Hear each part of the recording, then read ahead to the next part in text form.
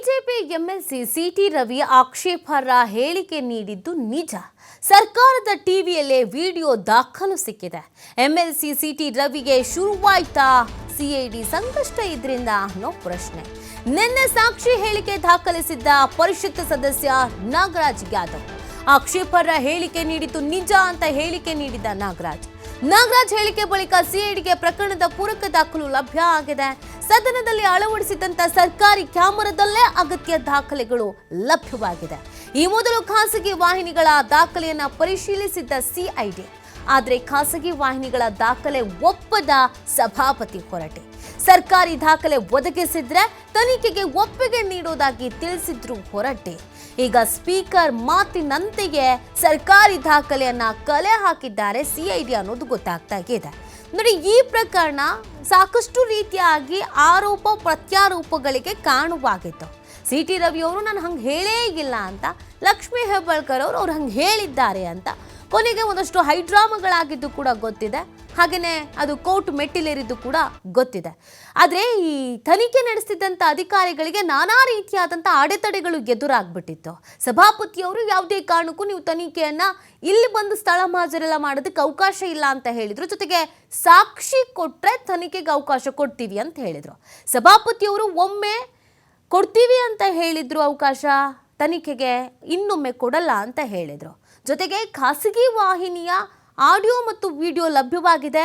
City Ravi ಅವರು ಆಕ್ಷೇಪಾರ್ಹ ಪದ ಬಳಕೆ ಮಾಡಿದ್ದಾರೆ ಅನ್ನೋದಕ್ಕೆ ಖಾಸಗಿ ವಾಹಿನಿಯ ಸಾಕ್ಷಿ ಇದೆ ಅಂತಂದ್ರೆ ಒಪ್ಕೊಂಡೇ ಇಲ್ಲ, ಬಿಲ್ಕುಲ್ ಒಪ್ಪಲ್ಲ ಅಂತ ಹೇಳಿದ್ರು.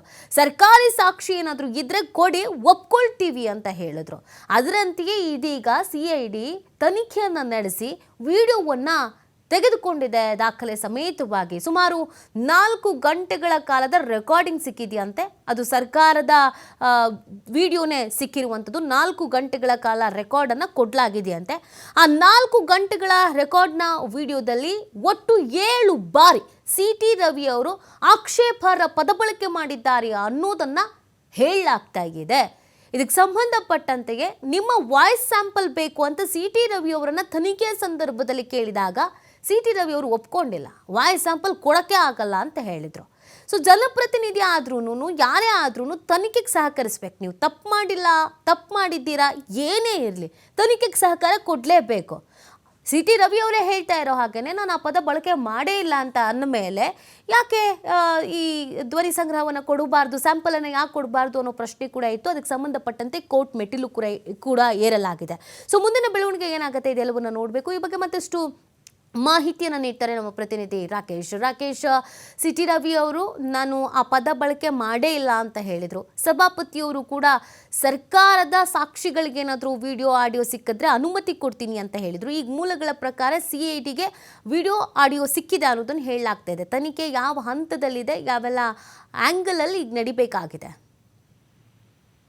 ನಿಧಿ ಪರಿಷತ್ ಬಿಜೆಪಿ ಸದಸ್ಯ ಸಿಟಿ ರವಿ ಹಾಗೆ ಸಚಿವೆ ಲಕ್ಷ್ಮೀ ಹೆಬ್ಬಾಳ್ಕರ್ ಅವರ ನಡುವೆ ನಡೆದಿದ್ದ ಮರ್ಯಾದೆಯ ಪ್ರಶ್ನೆಯ ವಿಚಾರವಾಗಿನ ಪಾದ ಬಳಕೆ ವಿಚಾರದ ತನಿಖೆ ಈಗ ಪ್ರಗತಿಯಲ್ಲಿದೆ. ಸಿಐಡಿ ಪೊಲೀಸರು ಈ ತನಿಖೆಯನ್ನು ನಡೆಸಿದ್ದಾರೆ. ಈಗಾಗಲೇ ಪ್ರಕರಣದ ದೂರು ದಾಖಲಿಸಿಕೊಂಡಿರುವಂತಹ ಹಾಗೆ ವರ್ಗಾವಣೆಯಾಗಿರುವಂತಹ 2 ಪ್ರಕರಣಗಳ ತನಿಖೆಯನ್ನು ಸಿಐಡಿ ಪೊಲೀಸರು ನಡೆಸ್ತಾ ಇದ್ದಾರೆ. ತನಿಖೆಯ ಭಾಗವಾಗಿ ಪ್ರತ್ಯಕ್ಷದರ್ಶಿಗಳ ಹೇಳಿಕೆಯನ್ನ ನಿನ್ನೆಯಷ್ಟೇ ಪೊಲೀಸರು ದಾಖಲಿಸಿಕೊಂಡಿದ್ದಾರೆ. ಕಾಂಗ್ರೆಸ್ನ ಪರಿಷತ್ ಸದಸ್ಯರಾದಂತಹ ನಾಗರಾಜ್ ಯಾದವ್ ಅವರು ಸಿಐಡಿ ವಿಚಾರಣೆಗೆ ತೆರಳಿ ತಮ್ಮ ಹೇಳಿಕೆಯನ್ನು ದಾಖಲಿಸಿ ಬಂದಿದ್ದಾರೆ. ಆ ವೇಳೆ ಸದನದಲ್ಲಾದಂತಹ ಪ್ರಕರಣದ ವಿಚಾರಣದ ಸಂಬಂಧಪಟ್ಟ ಹಾಗೆ ಮಾಹಿತಿಯನ್ನ ಒದಗಿಸಿದ್ದಾರೆ. ಅಲ್ಲಿ ರವಿ ಅವರ ಪದ ಬಳಕೆ ವಿಚಾರಕ್ಕೆ ಸಂಬಂಧಪಟ್ಟ ಹಾಗೆ ಸ್ಪಷ್ಟವಾದಂತಹ ಹೇಳಿಕೆಯನ್ನು ಅವರು ದಾಖಲಿಸಿ ಬಂದಿದ್ದಾರೆ. ಸೊ ಇದಾದ ಪ್ರಕರಣದ ಬೆನ್ನಲ್ಲೇ ಬೆಳವಣಿಗೆಗಳು ನಡೀತಿರುವಂತಹ ಹೊತ್ತಿನಲ್ಲಿ ಸಿಐಡಿ ಪೊಲೀಸರಿಗೆ ಈಗ ಮತ್ತೊಂದು ಅಗತ್ಯ ಮಾಹಿತಿ ಲಭ್ಯವಾಗ್ತಾ ಇದೆ. ದಾಖಲೆ ಕೂಡ ಸಿಕ್ಕಿದೆ. ಸಿಐಡಿ ಪೊಲೀಸರಿಗೆ ಸದನದ ಒಳಗಿನ ಕಲಾಪದ ಚಿತ್ರಣಗಳನ್ನ ದಾಖಲಿಸುವಂತಹ ಸರ್ಕಾರಿ ವಿಡಿಯೋದ ಮುದ್ರಿಕೆಗಳು ಕೂಡ ಲಭ್ಯವಾಗಿದೆ. ಆ ಮುದ್ರಿಕೆಯಲ್ಲಿ ಸಿಟಿ ರವಿ ಅವರು ಸಚಿವರಿಗೆ ಬಳಸಿದ್ದಾರೆನ್ನಲಾದಂತಹ ಪದಗಳ ಸ್ಪಷ್ಟ ಮಾಹಿತಿ ಕೂಡ ಸಿಕ್ಕಿದೆ. ಆಡಿಯೋ ವಿಡಿಯೋ ಎರಡನ್ನೂ ಪರಿಶೀಲನೆ ಮಾಡಿದ ಬಳಿಕ ಅವರು ಆ ರೀತಿಯ ಪದ ಬಳಕೆ ಮಾಡಿದ್ದು ಅದರಲ್ಲಿ ಗೋಚರವಾಗಿದೆ. ಸತತ 7 ಬಾರಿ ಈ ವಿಚಾರವನ್ನ ಅವರು ಪ್ರಸ್ತಾಪ ಮಾಡಿದ್ದಾರೆ ಅನ್ನುವಂಥದ್ದನ್ನ ಪೊಲೀಸರು ಹೇಳಿಕೊಂಡಿದ್ದಾರೆ. ಆದರೆ ವಿಚಾರಕ್ಕೆ ಸಂಬಂಧಪಟ್ಟ ಹಾಗೆ ಈಗ ಇದ್ದಿರುವ ಮೂಲ ಪ್ರಶ್ನೆಗಳು 2 ರೀತಿಯದ್ದು. ಒಂದು, ಸಭಾಪತಿಯವರು ತಮ್ಮ ಸದನದ ಒಳಗಿನ ವಿಚಾರವನ್ನ ಪೊಲೀಸ್ ಪ್ರಕರಣದ ತನಿಖೆಗೆ ಕೊಡುತ್ತಾರೋ ಇಲ್ಲವೋ ಅನ್ನುವಂಥದ್ದು ಮೂಲವಾಗಿತ್ತು. ಅದಕ್ಕೆ ಸಂಬಂಧಪಟ್ಟ ಹಾಗೆ ಸರ್ಕಾರಿ ದಾಖಲೆಯನ್ನು ಒದಗಿಸಿದರೆ ಪರಿಶೀಲಿಸಿ ನೋಡೋಣ ಅನ್ನುವಂತ ಮಾತ್ರ ಅವ್ರು ಹೇಳಿದ್ರು. ಈ ನೆಲೆಯಲ್ಲಿ ಪ್ರಕರಣದಲ್ಲಿ ಅಪಾದಿತರಾಗಿರುವ ಸಿ ಟಿ ರವಿ ಅವರು ಕೂಡ ತಮ್ಮ ಧ್ವನಿ ಪರೀಕ್ಷೆ ವಿಚಾರಕ್ಕೆ ಈ ಹಿಂದೆ ಪೊಲೀಸರು ಕೇಳಿದ ಸಂದರ್ಭದಲ್ಲಿ ನಿರಾಕರಣೆಯನ್ನ ಮಾಡಿದ್ರು. ಹಾಗೆ ಅಂದ್ರೆ ಕಾನೂನಾತ್ಮಕ ಹೊರಗಟ್ಟಿನಲ್ಲೂ ಕೂಡ ದೇವಸ್ಥಾನದಲ್ಲಿ ಆಣೆ ಪ್ರಮಾಣವನ್ನು ಮಾಡುವ ಹಂತಕ್ಕೂ ಕೂಡ ಇದು ತೆರಳಿತ್ತು. ಆ ಸಂದರ್ಭದಲ್ಲೂ ಕೂಡ ಅದನ್ನು ಅವರು ನಿರಾಕರಣೆ ಮಾಡಿದ್ರು. ಆದ್ರೆ ಈಗ ಈ ದಾಖಲೆಗಳು ಲಭ್ಯವಾಗಿರುವ ಹೊತ್ತಿನಲ್ಲಿ ರವಿ ಅವರು ಇದಕ್ಕೆ ಯಾವ ರೀತಿ ಪ್ರತಿಕ್ರಿಯೆಯನ್ನು ಕೊಡ್ತಾರೆ, ಸಭಾಪತಿಯವರ ಮುಂದಿನ ನಡೆ ಏನು ಅನ್ನುವಂತ ಪ್ರಶ್ನೆಯನ್ನ ಇದು ಹುಟ್ಟು ಹಾಕ್ತಾ ಇದೆ. ಸಭಾಪತಿಗಳ ವಿವೇಚನಾಧಿಕಾರವನ್ನು ಹೊಂದಿರುವಂತಹ ಈ ಪ್ರಕರಣ ಮತ್ತು ತನಿಖೆಯ ವಿಧಾನದಲ್ಲಿ ಅವರು ಅನುಮತಿ ನೀಡಿದರಷ್ಟೇ ಸಿಐಡಿ ಪೊಲೀಸರು ಮುಂದಿನ ಕ್ರಮವನ್ನು ಜರುಗಿಸಬೇಕಾಗ್ತದೆ. ಕಾನೂನಾತ್ಮಕವಾಗಿ ಇದನ್ನ ಪರಿಶೀಲನೆ ಮಾಡುವಾಗ ಪೊಲೀಸರ ನಡೆ ನಿರ್ಧಾರಗಳು ಕರೆಕ್ಟ್ ಆಗಿದೆ. ಆದ್ರೆ ಸಭಾ ಮರ್ಯಾದೆ, ಸಭಾ ಪರಿಸ್ಥಿತಿಯನ್ನ ಗಮನಿಸಿದಾಗ, ಅಲ್ಲಿನ ಉಲ್ಲೇಖಗಳನ್ನು ನೋಡಿದಾಗ ಈ ವಿಚಾರಣವನ್ನ ತನಿಖೆ ಮಾಡೋದು ಬೇಡ ಅನ್ನೋದನ್ನು ಕೂಡ ಈಗಲೂ ಸಭಾಪತಿಗಳ ನಿರ್ಧಾರ ಮಾಡ್ತಾರೆ ಅನ್ನುವಂಥದ್ದಿದೆ.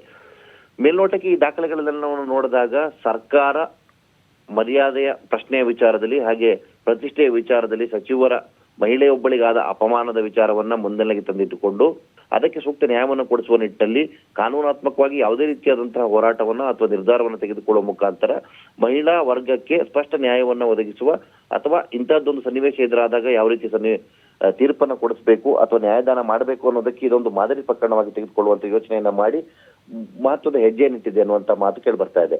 ಮತ್ತೊಂದು ಕಡೆ ಸಭಾಪತಿಗಳು ತಮ್ಮ ವಿವೇಚನಾಧಿಕಾರವನ್ನ ದೂರವಿಟ್ಟು ಸರ್ಕಾರ ಪ್ರತಿಷ್ಠೆಗೆ ತೆಗೆದುಕೊಂಡು ವಿಚಾರದ ತನಿಖೆಯನ್ನು ಮಾಡ್ಲಿಕ್ಕೆ ಹೊರಟಿರುವುದಕ್ಕೆ ಎಷ್ಟರ ಮಟ್ಟಿಗೆ ಸಮ್ಮತಿಯನ್ನ ಕೊಡ್ತಾರೆ. ನಿಜವಾಗಿಯೂ ಪ್ರಕರಣ ಆದ್ರೆ ನೈತಿಕತೆ ಆತ್ಮವಿಮರ್ಶೆಯ ಮುಖಾಂತರ ನಿಮ್ಮ ವಾದ ವಿವಾದಗಳನ್ನ ನೋಡಿಕೊಂಡು ಕ್ಷಮೆಯಾಚನೆ ಮಾಡಬೇಕು ಅನ್ನುವಂತ ವಿಚಾರವನ್ನ ಹೇಳಿದ್ರು. ಹಾಗೆ ಪ್ರಜಾಪ್ರತಿನಿಧಿಗಳಾದವರು ಸದನದ ಒಳಗಡೆ ಯಾವ ರೀತಿ ನಡ್ಕೊಳ್ಬೇಕು, ಅಲ್ಲಾಗಿರುವ ವಿಚಾರಗಳಿಗೆ ಸಾರ್ವಜನಿಕ ವಲಯದಲ್ಲಿ ಯಾವ ರೀತಿ ಪ್ರತಿಕ್ರಿಯೆ ಬರುತ್ತೆ, ಮುಂದೆ ಸದನದ ಗೌರವ ಏನಾಗ್ತದೆ ಅನ್ನುವಂತ ವಿಚಾರವನ್ನೆಲ್ಲವನ್ನೂ ಇಟ್ಟುಕೊಂಡು ಅವರು ಪ್ರಕರಣದ ವಿಚಾರಣೆ ಮತ್ತು ತನಿಖೆಯ ನಿರ್ಧಾರವನ್ನ ಗಮನಿಸಿದಾಗಿ ಹೇಳ್ಕೊಂಡಿದ್ರು. ಆದ್ರೆ ಈಗ ಎಲ್ಲಾ ರೀತಿಯ ದಾಖಲೆಗಳು ಸಿಕ್ಕಿರೋದ್ರಿಂದಾಗಿ ಈ ಬಗ್ಗೆ ಸಭಾಪತಿಗಳು ಏನ್ ಮಾಡ್ತಾರೆ ಅನ್ನುವಂತ ಕುತೂಹಲವೂ ಕಾದಿದೆ. ಹಾಗೆ ಇನ್ನೊಂದು ಪ್ರಮುಖ ಅಂಶ ಏನು ಅಂತಂದ್ರೆ, ಸದನದ ಕಲಾಪ ನಡೆಯುವ ಸಂದರ್ಭದಲ್ಲಿ ಅಲ್ಲಿರುವಂತ ದಾಖಲಾತಿಗಳನ್ನ ಸಭಾಪತಿಗಳ ರೂಲಿಂಗ್ ಮೇಲೆ ನಡೆಸಬೇಕಾಗುತ್ತೆ. ಅಂದ್ರೆ ಸದನ ಅಡ್ಜರ್ನ್ ಆಗಿರುವ ಸಂದರ್ಭದಲ್ಲಿ ಅಲ್ಲಿರುವ ಯಾವುದೇ ಎಲೆಕ್ಟ್ರಾನಿಕ್ ದಾಖಲೆಗಳು ರನ್ ಆಗುವಂತೆ ಇಲ್ಲ ಅನ್ನುವಂತ ನಿರ್ದೇಶನ ಕೂಡ ಇದೆ. ಅಂದ್ರೆ ದಾಖಲು ಮಾಡ್ಕೊಳ್ಳುವಂತದ್ದಿಲ್ಲ, ರೆಕಾರ್ಡಿಂಗ್ ಮಾಡುವಂತದ್ದಿಲ್ಲ ಅಂತ. ಆದ್ರೆ ಇದು ಸದನದ ಬಳಿಕ ನಡೆದಿರುವ ಪ್ರಕರಣವಾಗಿರೋದ್ರಿಂದಾಗಿ, ಘಟನೆ ಆಗಿರೋದ್ರಿಂದಾಗಿ ಇಲ್ಲಿ ಸರ್ಕಾರಿ ದಾಖಲೆ ಹೇಗೆ ಸಿಕ್ಕಿದೆ ಅನ್ನುವಂತ ಪ್ರಶ್ನೆ ಕೂಡ ಉದ್ಭವ ಆಗುತ್ತೆ. ಈ ಹಿಂದೆ ಖಾಸಗಿ ವಾಹಿನಿಗಳಲ್ಲಿ ದಾಖಲಾಗಿದ್ದಂತಹ ವಿಡಿಯೋ ಫುಟೇಜ್ಗಳನ್ನ ತೆಗೆದುಕೊಂಡು ಪರಿಶೀಲನೆ ಮಾಡುವಾಗ ಅದನ್ನು ಸಾಕ್ಷಿ ಅಂತ ಪರಿಗಣಿಸುವುದಿಲ್ಲ ಅನ್ನುವಂತ ಮಾತನ್ನ ಸಭಾಪತಿಗಳು ಹೇಳಿದ್ರು. ಈಗ ಸರ್ಕಾರದ ಈ ದಾಖಲು ವ್ಯವಸ್ಥೆ ಹೇಗೆ ಲಭ್ಯ ಆಯಿತು, ನಿಜವಾಗಿಯೂ ಇದು ರೆಕಾರ್ಡ್ ಮಾಡಲಾಗಿತ್ತೆ ಅಥವಾ ಇದು ಕೂಡ ಏನಾದರೂ ಸಾಕ್ಷಿ ಒದಗಿಸುವ ನಿಟ್ಟಲ್ಲಿ ಮಾಡಿರುವಂತಹ ಬದಲಾದ ಮಾರ್ಗದ ಕಾರ್ಯವೈಖರಿ ಅನ್ನುವಂತ ಪ್ರಶ್ನೆಯನ್ನು ಕೂಡ ಹುಟ್ಟಿಸ್ತಾ ಇದೆ. ಹೀಗೆ ಈಗಿನ ಸಿಐಡಿ ಸಾಕ್ಷ್ಯದ ವಿಚಾರದಲ್ಲೂ ಕೂಡ ಹಲವು ಅನುಮಾನಗಳು, ಪ್ರಶ್ನೆಗಳು ಕೂಡ ಹುಟ್ಟುಕೊಂಡಿದೆ. ಆದ್ರೆ ಸರ್ಕಾರ ಮತ್ತು ತನಿಖೆಯ ಭಾಗವಾಗಿ ಪೊಲೀಸರು ಮಾಡಿರುವ ಕ್ರಮವನ್ನ ಶ್ಲಾಘನೆ ಮಾಡಲಾಗ್ತಾ ಇದೆ. ಒಟ್ಟಾರೆ ಪ್ರಕರಣದ ತನಿಖೆಯ ದಿಕ್ಕು ಮುಂದೆ ಯಾವ ರೀತಿ ಸಾಗುತ್ತೆ, ಸಭಾಪತಿಗಳು ಇದಕ್ಕೆ ಯಾವ ರೀತಿಯಾದಂತ ಪ್ರತಿಕ್ರಿಯೆ ಕೊಡ್ತಾರೆ ಅನ್ನುವುದರ ಮೇಲೆ ಪ್ರಕರಣದ ನಿರ್ಧಾರವನ್ನ ಮಾಡಬಹುದು. ಆದ್ರೆ ಸದ್ಯಕ್ಕಂತೂ ಸಿ ಟಿ ರವಿಯವರ ಹೇಳಿಕೆ ವಿಚಾರದಲ್ಲಿ ಅವರಿಗೆ ಸಂಕಷ್ಟ ಅಂತೂ ಕಾನೂನಾತ್ಮಕವಾಗಿ ಎದುರಾಗುತ್ತೆ ಅನ್ನುವಂತಹ ವಿಚಾರ ಕೇಳಿ ಬರ್ತಾ ಇದೆ. ಓಕೆ, ಥ್ಯಾಂಕ್ ಯು ರಾಕೇಶ್, ತಮ್ಮ ಡೀಟೇಲ್ಸ್ಗಾಗಿ.